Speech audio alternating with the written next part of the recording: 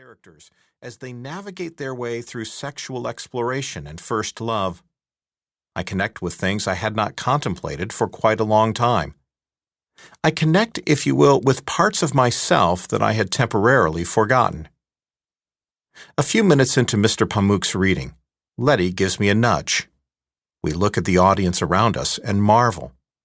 Folks are sitting with their bodies lurching forward, heads cupped in their hands, eyes closed to better absorb the words, arms reaching for a loved one sitting next to them. The body language of intense engagement is all around us. At the same time, this physical spell is imbued with a remarkable stillness. There is an absence of rustling and nervous coughing and buttocks shifting in seats. The energy in the room is palpable, as if it could be touched. It is the sort of energy that comes with rapt attention and surrender. Irony has it, the moment Mr. Pamuk uttered his first words, I noticed his accent. Mr. Pamuk's command of the English language is impeccable, but English is clearly not his native tongue.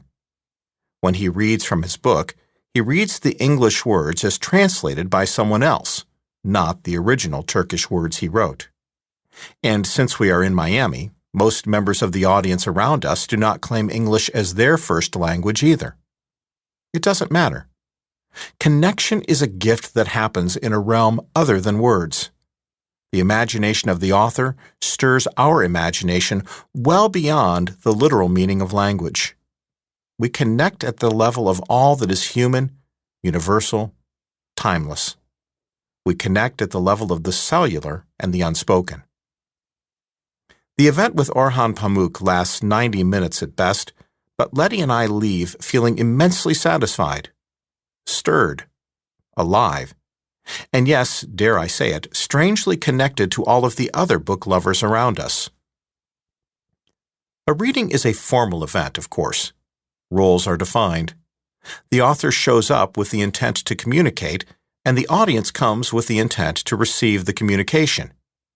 Yet we all have attended equally formal events where we couldn't wait to bolt out of the room. What made this a memorable evening?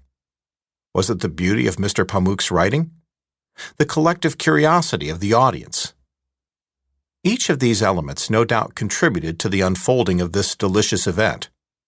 But the real connectors, of this I am certain, were all the intangible qualities that emanated from Mr. Pamuk. His inexorable charm, his wit, his warm personal energy.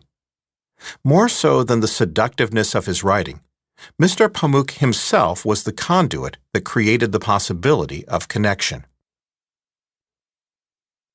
Connectability is mission critical. Why does Mr. Pamuk's ability to connect matter? Well, I trust that Mr. Pamuk's skill as a personal connector instantly caused a spike in his book sales that evening. The line of folks waiting for him to autograph their books ringed all the way around the back of the conference center and spilled out into the lobby. Increased book sales benefit Mr. Pamuk personally and make his publisher happy. But more importantly, they help him to affect more readers, touch more people, and create connections that reach well beyond the ephemeral experience of this Friday night. They magnify his impact on the world. Here's how the connection conversation unfolds in my firm. The most common request we receive goes something like this. Marjorie is a senior VP and one of our brightest stars. She is highly respected by all of her colleagues, but Marjorie lacks executive presence. Can you help her? Executive presence is a marvelous code word that encapsulates a lot of unspoken signals and messages. In plain English, it boils down to this. Marjorie doesn't engage or inspire folks. Her energy doesn't spark the imagination of others. In high-stakes situations, Marjorie fails to connect. The other request we often hear is a little more direct. Ricardo is really bright and a great asset to our company, but people who work for him get frustrated with his rambling style and lack of clarity. Eventually, they just tune out. Can you help him be more effective? This inquiry is commonly framed as a need to tweak a person's communication style. That is, in many instances, accomplished with relative ease. To keep listening to this audiobook, I've left you a link in the description so you can do it, at no cost thanks to Audible's 30-day free trial.